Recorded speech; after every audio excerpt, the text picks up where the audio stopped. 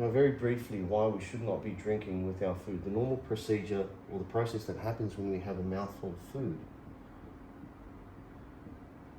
is the brain analyzes what's in that mouthful. It's a very intricate process. The brain says, okay, he's just had a mouthful of chicken, sweet potato, broccoli or something like that in an ideal world.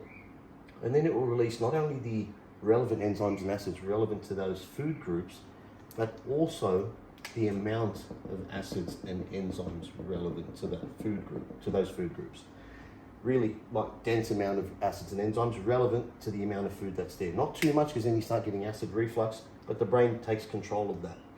The outcome then, in an ideal world, is that you get great macro, which is protein, carbs, fats, and micronutrient absorption.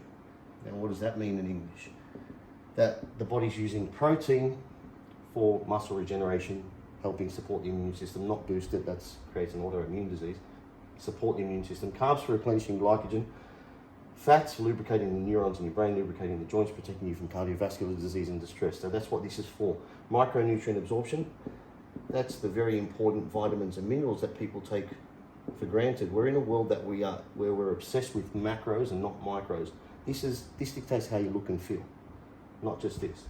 Now, what happens if I have a mouthful of food?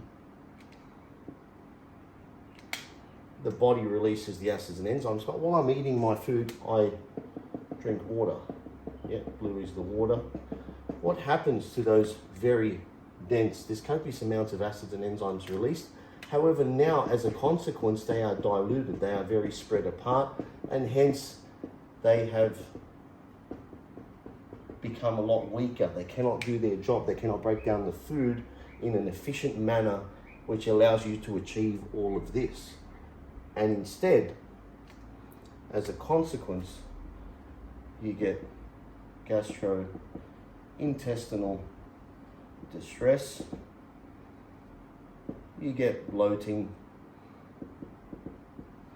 you get indigestion, reflux, excuse the handwriting, and you also, this is how we have triggered a lot of our intolerances, so lactose intolerance, gluten intolerance, etc.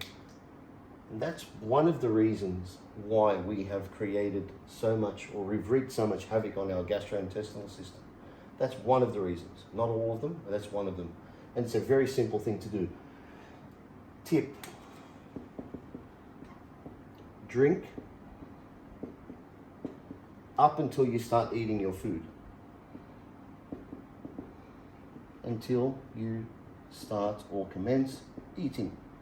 Once you start eating, cease all drinking.